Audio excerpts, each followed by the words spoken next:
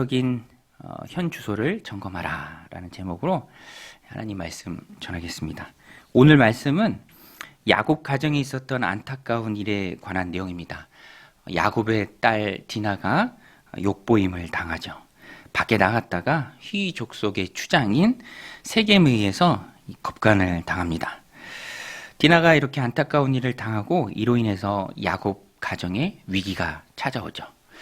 참 그래요. 이 위기라는 것이 뜻하지 않게 찾아옵니다. 늘 평안할 줄 알았고 어려운 일이 없을 줄 알았지만 뜻하지 않은 곳에서 위기가 가정 가운데 찾아올 때가 있습니다. 오늘 본문이 야곱 가정에 찾아온 위기입니다. 왜 야곱 가정 가운데 이런 위기가 찾아왔을까요? 1차적으로는요. 세상이 악하기 때문에 그래요. 악한 세상에 우리가 살고 있습니다. 야곱 당시에도 그랬죠. 디나는 그저 밖을 나간 것이지만 그런 안타까운 일을 당합니다. 세상 역사에서 악한 세상의 악한 일들이 끊이지 않고 일어나고 있습니다. 악한 사람들이 세상에 참 많죠. 지금도 전쟁 중인 우크라이나에서도 오늘 본문에서와 같은 이런 악한 일들이 많이 자행되고 있다고 합니다. 오늘 본문도 디나를 욕보인 세겜이 이제는 디나를 위로하고 그렇게 말해요. 진심으로 사랑한다. 말로 위로해주고. 그런데 여러분 이런 모습이 가당키나 한 일인가요? 사랑하는데 어떻게 그렇게 함부로 사람을 대할 수 있죠? 이거는 잘못됐죠. 잘못돼도 한참 잘못된 겁니다. 자신의 사악한 이기심을 이제 와서 사랑으로 표현하는 것입니다. 포장하는 것이죠. 3절, 4절 말씀인데요. 우리 같이 읽겠습니다. 그 마음이 깊이 야곱의 딸 디나에게 연연하며 그 소녀를 사랑하여 그의 마음을 말로 위로하고 그의 아버지 하몰에게 청하여 이르되 이 소녀를 내 아내로 얻게 하여 주소서 하였더라. 세겜의 아버지 하몰도 야곱에게 딸 디나를 자신의 아들의 아내로 줄 것을 요청합니다. 하몰도 그렇게 요청해요. 아들이 그렇게 말한 대로. 또 부족끼리 이제부터 통혼을 하자고 제안을 합니다. 세겜도 같이 와서 야곱의 아들들에게 아무리 큰 혼수를 청한다 할지라도 내가 그것을 그대로 들어주겠다라고 말을 합니다. 11절, 12절 이것도 같이 한번 읽겠습니다. 세겜도 디나의 아버지와 그의 남자 형제들에게 이르되 나로 너희에게 은혜를 입게 하라. 너희가 내게 말하는 것은 내가 다 주리니 이 소녀만 내게 주어 아내가 되게 하라.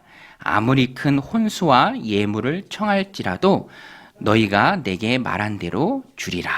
여러분 이것을 어떻게 받아들여야 합니까? 이것은 완전히 잘못된 거죠. 잘못된 겁니다. 물질 만능주의예요. 자신이 그렇게 악한 일을 행해 놓고 사랑한다고 포장하고 자신의 극심한 이기주의를 사랑한다고 포장을 한 것이죠. 그리고 또 청합니다. 아내로 삼게 하라. 그러면 어떤 예물을 요구한다고 할지라도 그것을 다 들어주겠다. 처음부터 끝까지 다 잘못된 악한 세상의 모습을 이 세겜과 아버지 하몰이 보여주고 있습니다. 그래서 오늘 말씀을 이렇게 읽다 보면은요. 세겜의 행동과 그의 아버지 하몰의 말과 행동이 심각하게 어그러져 있다라는 것을 느낄 수가 있어요. 어떻게 이런 주장을 할 수 있지? 라는 생각이 듭니다. 몰상식하죠? 어디에도 자신들의 잘못에 대한 사과가 없어요. 끝까지 자신들이 원하는 것만 얻으려고 합니다. 그런데 말씀드린 것처럼 세상이 악하고요. 악한 사람들이 많은 세상에서 그런 일들이 비일비재합니다. 보세요. 러시아도 자기네들이 먼저 침공했으면서 뻔뻔합니다. 남의 나라 영토를 쑥대밭으로 만들어 놓고 자기들 나라 영토가 공격받으면 더 심하게 공격하겠다라고 으름장을 놓고 있습니다. 그런데 그런 일들이 다 받아들여져요. 다 같이 이상해진 거죠.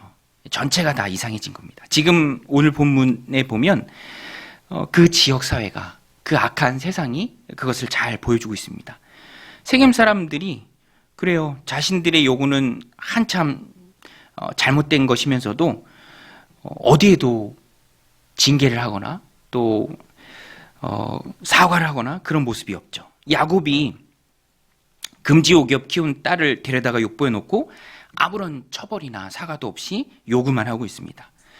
그들이 디나를 아내로 달라고 하는 지금 이 순간에도 디나는요, 감금돼 있는 거예요. 거기 세겜의 집에 있죠. 그러니까 이런 세겜 가족의 모습을 보면 세상이 이렇게 악하다라는 것을 우리가 알 수 있습니다. 저는 이 말씀을 준비하면서 오래된 책인데요, 엔도 슈샤코가 쓴, 일본 분이 쓴 침묵이라는 책의 내용이 생각났습니다. 그 책에 보면은 일본의 카톨릭 신부가 선교사로 들어갔는데 당시에 선교사를 굉장히 박해하던 시절이에요. 그래서 숨어서 선교를 하고, 그런데 이 선교사가 나중에는 그 책에서 나와요. 배교를 하죠, 배교를. 그러면서 아주 무거운 주제를 던지는 거예요. 선교사를 악랄하게 못 믿게 하는 일본 순사가 있는데, 그 순사가 선교사를 고문한다기보다는 신도들을 고문합니다. 그리고 그 모습을 선교사한테 보여줘요. 네가 배교하면 더 이상 이 신도들을 고문하지 않겠다, 놔주겠다. 아주 무거운 주제죠. 내가 배교하면서 사랑하는 신도들을 살릴 것인가, 그렇지 않고 내 믿음과 신앙을 지키면서 신도들이 고통당하는 모습을 볼 것인가. 너무 어렵잖아요. 근데 저는 그 책을 보면서도 어렵다기보다는 참 그렇게 못 믿게 하고 또 고문을 하는 그런 악랄한 일본 순사, 그 사람이 참 악하다라는 그런 생각을 했어요. 선교사가 잘못된 게 아니죠. 그가 꼭 믿음을 배교해야 될 이유도 없고요. 악한 것은 세상이고 또 그 책에서는 그 순사죠. 오늘 본문에서도 우리가 딱 그런 것을 느껴요. 악한 것은 이 세겜과 그들의 가족입니다. 악한 세상이죠. 오늘 우리가 살아가고 있는 세상은 이런 악한 모습들이 가득하고요. 또 어떻게든 우는 사자처럼 활개치는 마귀로 인해서 성도로 하여금 믿음과 신앙을 저버리게 만드는 유혹들도 많이 있습니다. 우리는 이런 악한 세상을 살아가면서 어떻게 살아가야 하는가? 어떻게 살아가야 하는가? 어떻게 하면 이런 어그러진 세상 속에서 우리가 안전을 누리면서 하나님 주시는 평안 가운데 살아갈 수 있을까? 그 방법이 무엇인가? 1차적으로는 하나님이 우리를 지켜주셔야 합니다. 여러분, 하나님이 우리를 지켜주셨을 때 우리가 안전할 줄로 믿습니다. 그거죠. 하나님이 우리를 지켜주셔야 돼요. 그러면 어떻게 하나님이 우리를 지켜주시는 그 안전함 누리는 가운데 우리가 살아갈 수 있을까? 첫 번째로는요, 영적인 점검이 있어야 합니다. 저는 이 말씀을 보면서 전, 후 맥락을 살펴보면 알 수 있어요. 지금 야곱은 형과 화해하고 가나안 땅에 들어오면서 곧장 가야 할 곳이 베델이었습니다. 베델. 하나님과 언약을 세웠던 그곳. 하나님께 서원했던 그곳. 그런데 본인의 편의 때문에 숫곳에 머무르죠. 또 세겜에 머무릅니다. 학자들이 보면 이 디나의 나이를 생각하면, 디나가 어렸을 때 그곳에 와서 지금 디나가 컸죠. 성숙했죠. 결혼의 나이가 되었습니다. 어쨌든 그것을 생각해 보면 한 10년간 이곳에 머물렀습니다. 그래서 지금 전혀 의도하지 않았던, 그리고 인간적으로 편하게 생각했던 그곳에 지금 야곱이 머무르고 있어요. 그래서 이것을 탈피하기 위해서는 야곱은 오늘 본문을 보면 영적으로 느긋해져 있고 또 영적으로 잠자고 있는 시기라 본인이 그것을 깨닫지 못하고 있습니다. 그래서 오늘 우리가 적용으로 붙들 말씀이 그거예요. 내가 지금 어디 있는지 내가 깨닫지 못하고 엉뚱한 곳에 내 마음이, 내 삶이 안주하고 있지는 않은지 이 말씀을 통해서 우리가 점검해 봐야 한다는 것입니다.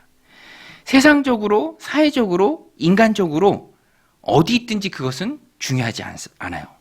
중요한 것은 지금 내가 하나님 앞에서 바른 길을 가고 있는가입니다. 내가 지금 하나님 앞에서 바른 길을 가고 있는가. 계시록 3장에 나오는 사대교회가요, 책망을 받았는데 그 이유가 무엇이냐면 살았다 하는 이름은 가졌지만 죽은 자다.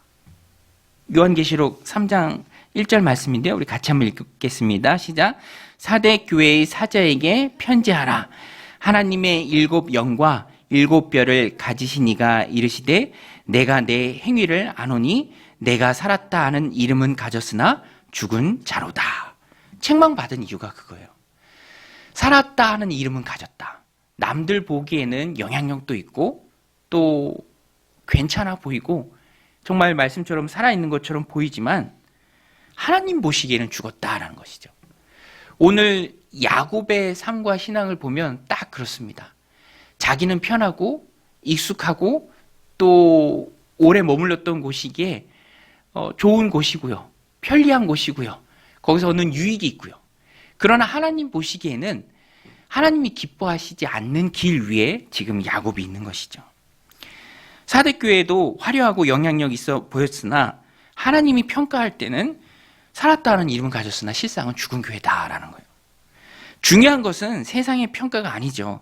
내가 얼마만큼 안정감을 누리고 내가 얼마만큼 사회적 지위가 있고 그것이 중요한 것이 아니라 하나님 앞에서의 삶, 하나님이 평가하고 하나님이 보시는 나의 삶.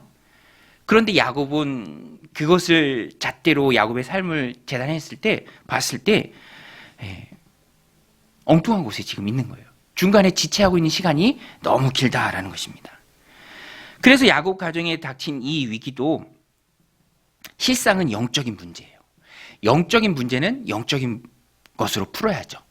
우리들 삶 가운데 어려움이 찾아오고요.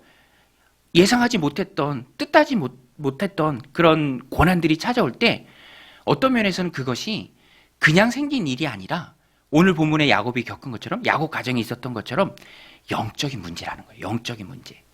그래서 우리의 삶을 보면서 뜻하지 않은 고난이 찾아왔을 때 왜 이런 일이 찾아왔을까라고 우리가 우리의 삶을 영적으로 점검해야 합니다. 내가 하나님 기뻐하시는 그 길 위에 있는가? 사명 붙들고 하나님의 뜻을 붙들고 그 길을 잘 가고 있는가? 그렇지 않으면 내가 내 편리함 때문에 내 유익 때문에 내가 누리는 그 안정감 때문에 혹은 세상이 주는 여러 가지 편리함 때문에 이유 때문에 머물고 있지는 않은지 지체하고 있지는 않은지 우리가 우리의 삶을 점검해 봐야 합니다. 야곱은요 분명히 서원했죠. 베델에서 세원을 했습니다. 그러면 어려움의 위기들이 많이 지났지만 세겜에서 그토록 오래 지체하지 않고 가야 했다라는 것입니다. 신속한 결정이 위험한 순간을 이겨낸다는 거예요. 신속한 결정이. 그래서 저도 이렇게 상담을 하고 또 권면을 하고 그럴 때 대부분 보면 그 중심에 보면 한 가지로 귀결이 돼요. 그게 뭐냐면 다짐과 결단이에요. 다짐을 미루고 결단을 미루고 우물쭈물하고 있고 또 여러 가지 것들을 고려하고 생각이 많으니까 그러니까 결단이 미뤄지는 거예요. 다짐이 미뤄지는 것입니다.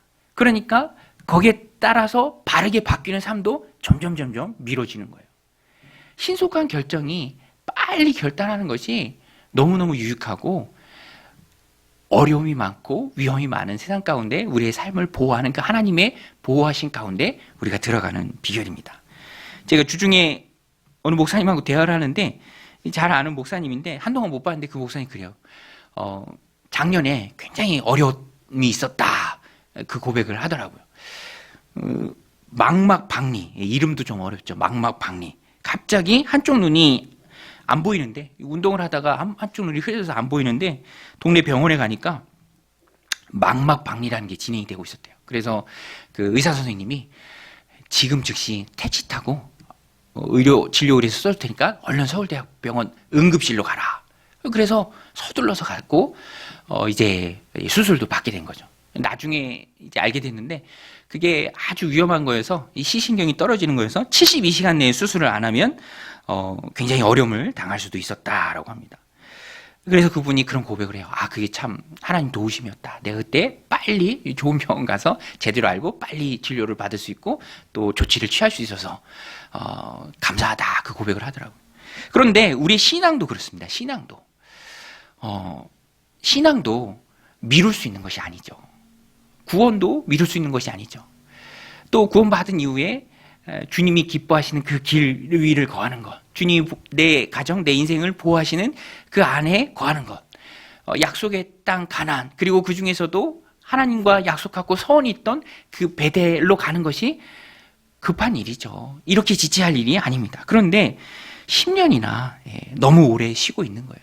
그 결단을 실천으로 옮기는데 너무 많은 시간이 걸린다라는 것입니다. 그러니까 하나님의 보호하신 가운데 없고 또 이런 가정 가운데 어려움이 생깁니다. 지금 야곱은요, 이방 문화 속에 너무 깊숙이 들어와 있어요. 그리고 너무 오래 있습니다. 거기서 10년 있었으니까 교제하고 만나고 또 어울리고 하면서 또 당연히 그들과 시간을 보내면서 교류하면서 그 마음의 중심의 신앙도, 그 믿음도 점점 줄어드는 것이죠. 그런데 이게 위험한 거지. 이게 뭐 실제로는 그렇지 않다고 하는데 어느 책에 보니까 그렇게 썼더라고요. 개구리가 서서히 죽는 방법이 갑자기 뜨거운 물에 넣으면은 뜨거워하면서 나온대요, 개구리가. 그런데 찬물에 넣었다가 가스불 천천히 하면서 데피기 시작하면 개구리도 모르는 거죠.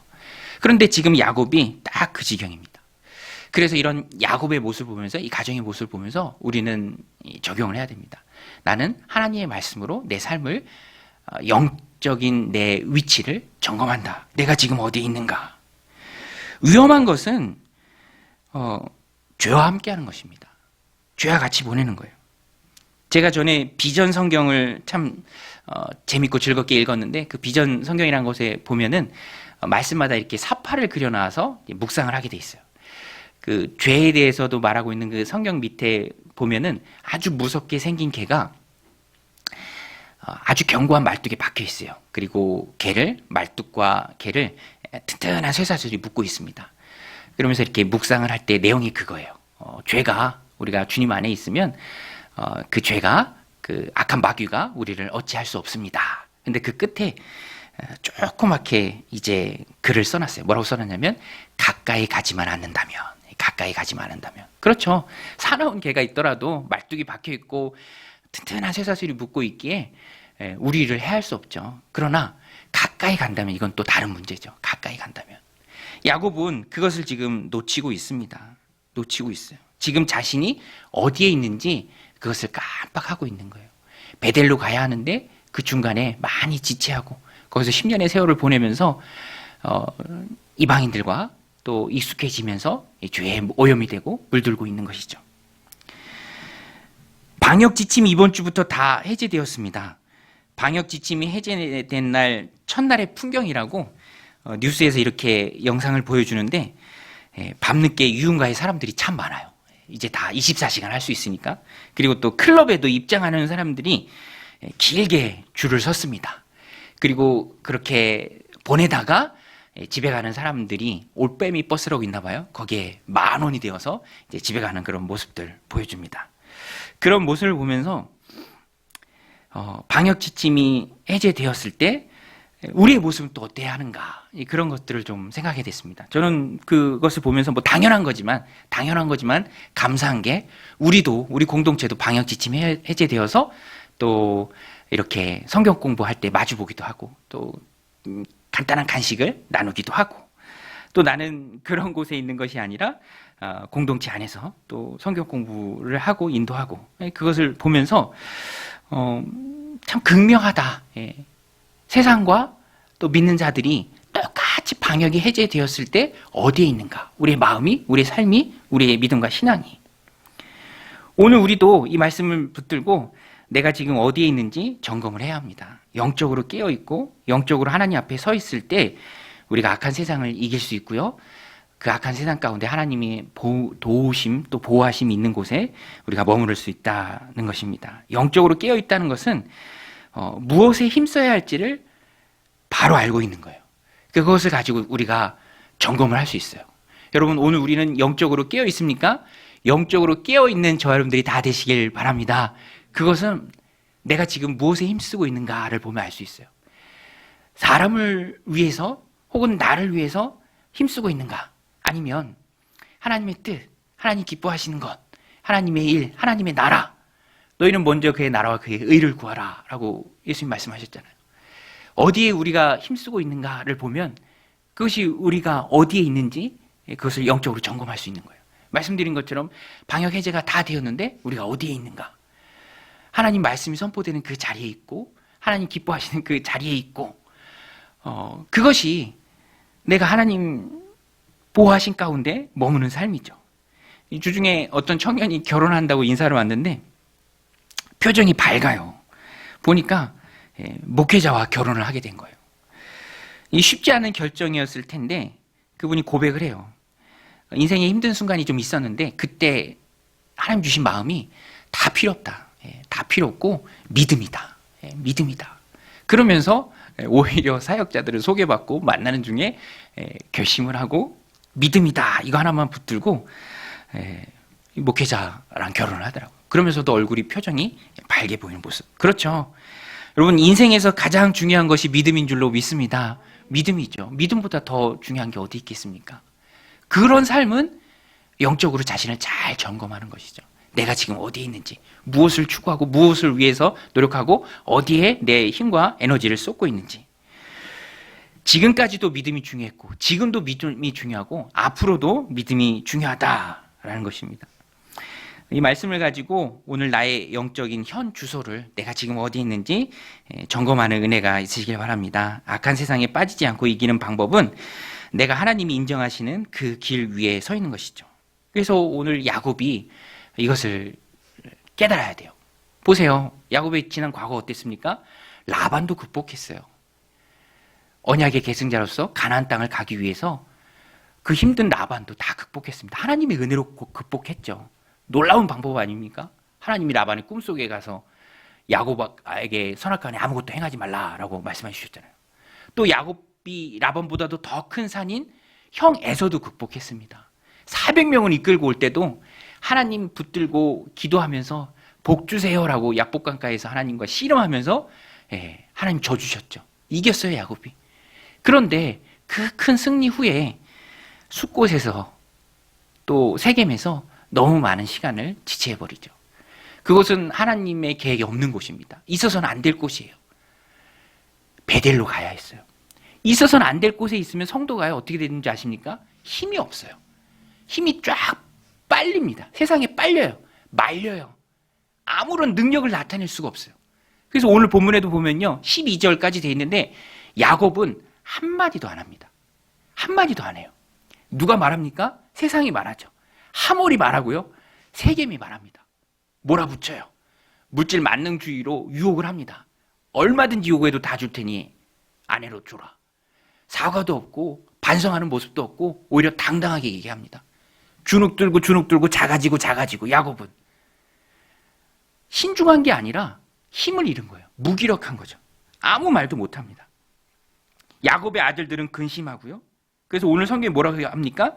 이스라엘이라는 영광스러운 이름이 야곱에게 새로 주어졌죠. 그런데 있어서는 안 될 일이 이스라엘에게 있었다. 이스라엘이 당해서는 안 될 일을 그곳에서 당했다. 무기력하게.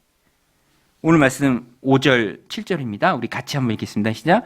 야곱이 그 딸 디나를 그가 더럽혔다 함을 들었으나 아들들이 들에서 목축함으로 그들이 돌아오기까지 잠잠하였고 세겜의 아버지 하몰은 야곱에게 말하러 왔으며 야곱의 아들들은 들에서 이를 듣고 돌아와서 그들 모두가 근심하고 심히 노하였으니 이는 세겜이 야곱의 딸들을 강간하여 이스라엘에게 부끄러운 일 곧 행하지 못할 일을 행하였음이더라. 완전히 짓밟혔고 유린당하고 있는 거예요. 무기력해진 겁니다. 어디에 있느냐가 너무너무 중요해요.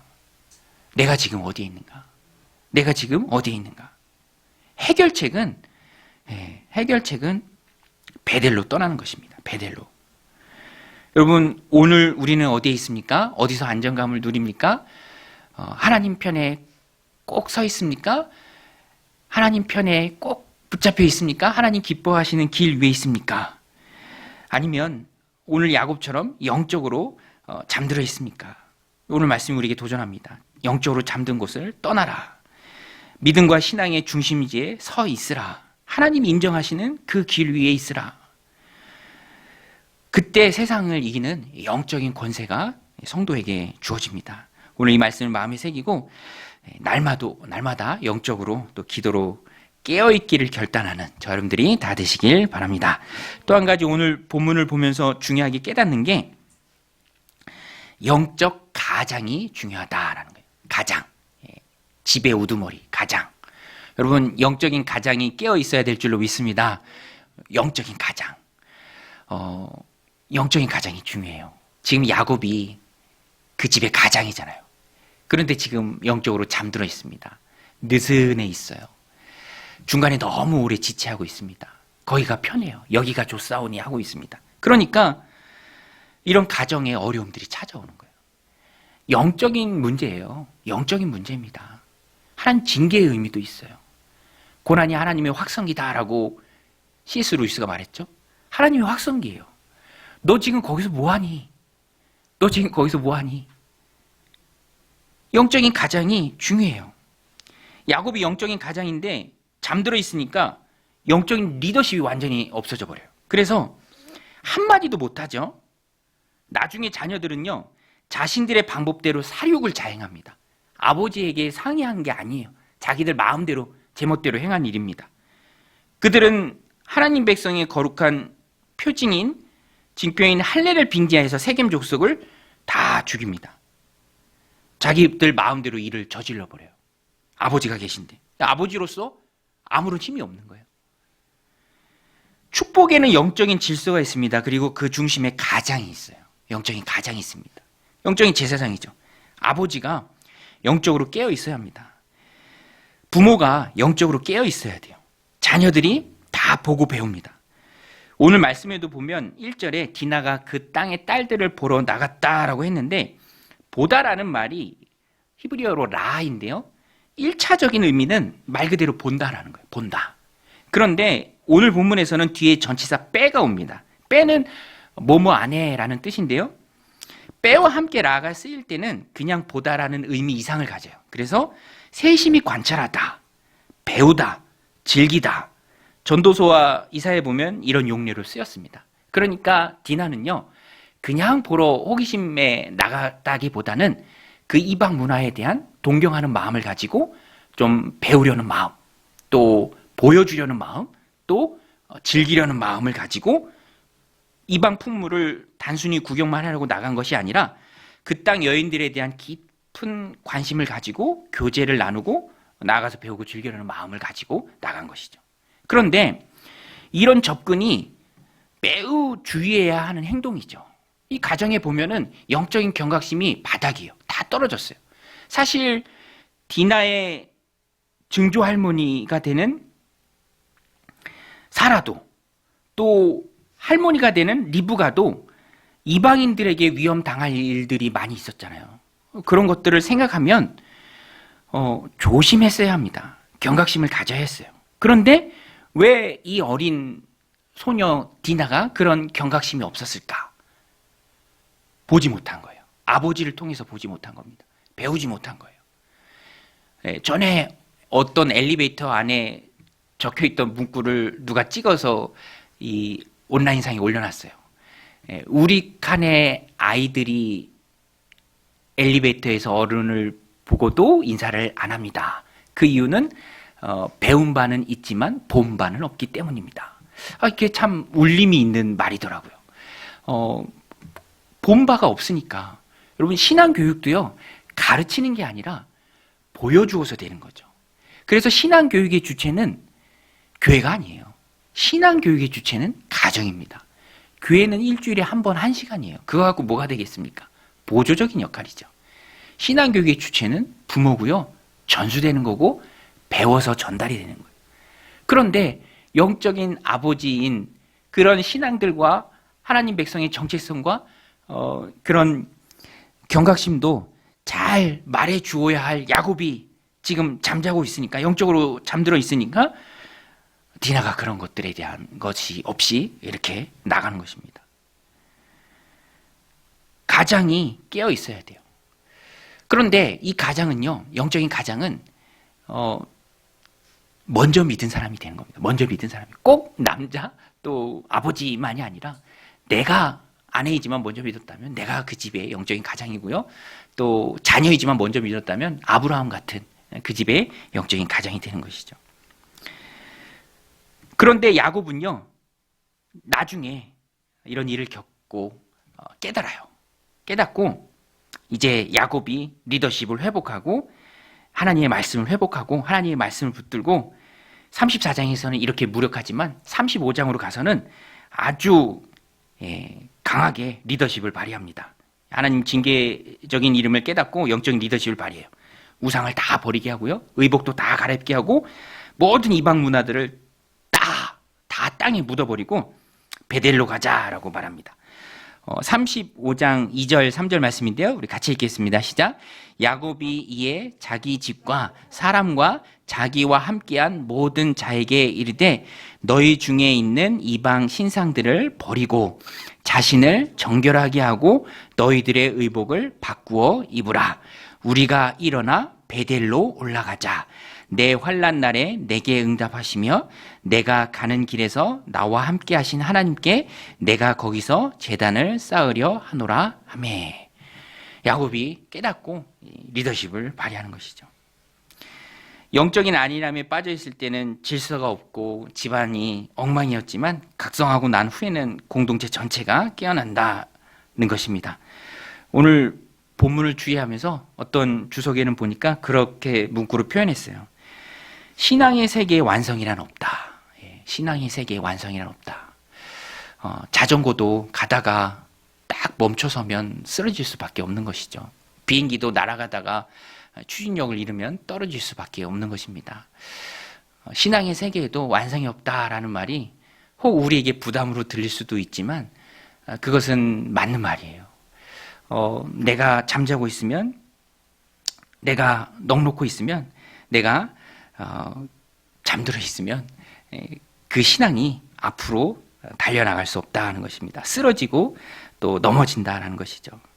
늘 달려나가는 것이 그것이 바로 신앙이죠. 서 있을 때는 넘어질까 조심하는 게 신앙입니다. 그리고 그 중심에 먼저 깨어있는 한 사람, 영적인 가장이 있습니다. 그때 축복이 질서 있게 흘러가는 것이죠. 신앙의 가장은 먼저 믿은 사람입니다. 신앙의 세대주가 먼저 믿은 사람이 되는 것이죠. 그래서 오늘 이 말씀을 우리가 받을 때 먼저 깨달았다면, 하나님의 말씀이 우리 집 시험가운데 있다면 내가 내 가정의 영적인 가장이 되어서 중심을 바로 잡고 서 있어야 합니다. 그래서 그 축복이 자녀들에게도 흘러가고 또 주변 사람들에게도 흘러가는 것이죠.